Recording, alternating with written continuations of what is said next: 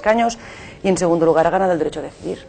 El proyecto sigue en pie, el proyecto por el cual se convocaron las elecciones sigue vivo y además contamos pues tirarlo para adelante y con éxito si puede ser.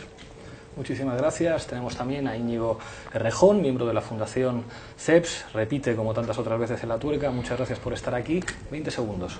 En 20 segundos. Tengo más fácil decir quién ha perdido que quién ha ganado. Claramente han perdido, han sufrido un duro castigo los que eran hasta ahora los dos partidos centrales del sistema político catalán. Tengo más dificultad para saber quién ha ganado en la medida en que parecen unas elecciones como de interregno, es decir, de periodo intermedio hacia digamos, modificaciones quizá importantes en el sistema de partidos catalán. En ese sentido, es posible que podamos hacer este debate en breve, desde luego, me parece que más pronto de 4 años.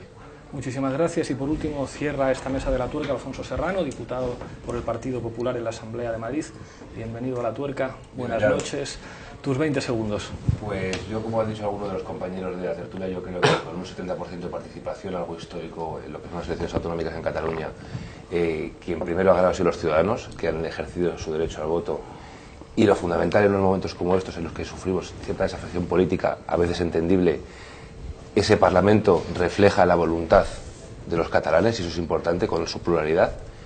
Y en segundo lugar, yo creo que más flotaban unas ensoñaciones y las propias urnas le han bajado al suelo, ¿no? Y sobre todo esto, pues supongo que tendremos tiempo para hablar de ello. Claro. La composición del Parlamento. A mí hay dos datos que me llaman la atención. Entre los partidarios del derecho a decidir, si incluimos aquí a Convergencia, Esquerra Republicana, a Iniciativa, a las CUP, y dejamos al Partido Socialista en un limbo de indefinición, tendríamos 87 escaños, el 57,7%, y entre los que dicen que no, Partido Popular y Ciutadans, tendríamos 28 escaños. Parece que está claro que el Parlamento catalán es favorable al derecho a decidir. Sin embargo, en el eje izquierda y derecha, si decimos que la izquierda es Esquerra Republicana,